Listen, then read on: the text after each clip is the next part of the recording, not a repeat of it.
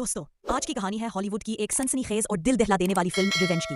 ये कहानी है एक मासूम लड़की की जिसे मोहब्बत का ख्वाब दिखाया जाता है, लेकिन फिर धोखे, जुल्म और वहशत का सामना करना पड़ता है। मगर वही लड़की आखिरकार अपनी जान बचाकर एक ताकतवर औरत बनती है और अपने दुश्मनों को एक एक करके मौत की घाट उतारती है। आगाज कहानी शुरू होती है एक खूबसूरत और परकशिश लड़की जेन से, जो अपने बॉयफ्रेंड रिचर्ड के साथ एक सहरा में छुट्टियां गुजारने आई है। सहरा का माहौल इंतहाई सुनसान है। चारों तरफ रेत के टीले, तेज धूप और दूर दूर तक कोई इंसान नजर नहीं आता। यहाँ एक जदीद रेस्ट हाउस बना है जहाँ स्विमिंग पूल, शानदार कमरे और सहूलियात मौजूद है। जीन रंग बिरंगे कपड़ों में नाचती है, म्यूजिक सुनती है और रिचर्ड के साथ वक्त गुजारती है।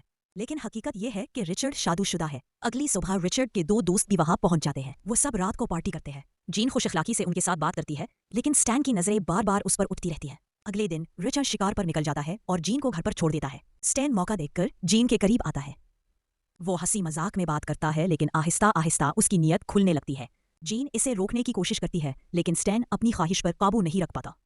वो जबरदस्ती जीन पर हमला करता है। जब रिचर्ड वापस आता है तो जीन रोते हुए सब कुछ बताती है, लेकिन रिचर्ड गुस्सा करने के बजाय उसे डांटता है। वो कहता है, चुप रहो, ये सब भूल जाओ, वरना मेरी बीवी को सब पता चल जाएगा।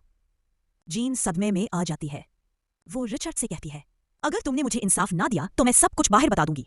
ये सुनकर रिचर्ड के चेहरे पर खौफ और गुस्सा दोनों जाहिर होते हैं। अगली सुबह जेन भागती है और एक चट्टान पर पहुंच जाती है। अब रिचर्ड धोखे से जेन के नजदीक जाता है। जेन रोती है और कहती है कि वो अब खामोश नहीं रहेगी।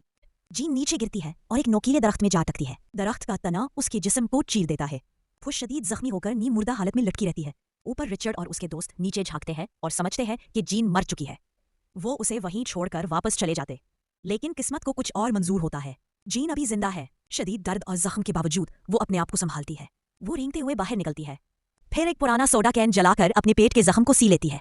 ये मंजर इतना दर्दनाक है कि देखने वालों के रोंगटे खड़े हो जाएं। अब जीन का जन्म दोबारा हो चुका है।